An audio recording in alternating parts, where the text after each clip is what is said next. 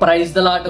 ఈ వాక్యం బైబిల్లోని అత్యంత గంభీరమైన సత్యాలలో ఒకటి. యోహాను సువార్త 1వ అధ్యాయం 1వ వచనం ఇలా చెబుతోంది, ఆదియందు వాక్యం ఉండెను, వాక్యము దేవుని యొద్ద ఉండెను, వాక్యము దేవుడై ఉండెను. వాక్యము అంటే ఎవరు? బైబిల్ ప్రకారం ఆ వాక్యము తర్వాత మనుష్యునిగా భూమిపైకి వచ్చాడు. యోహాను 1:14 ఇలా చెబుతోంది, వాక్యము శరీరధారి అయి మన మధ్య నివసించెను. దీనివల్ల మనం తెలుసుకునేది ఏమిటంటే దేవుని ఉద్దేశాలను తెలియజేసే ప్రధాన ప్రతినిధిగా వాక్యము పనిచేశాడు.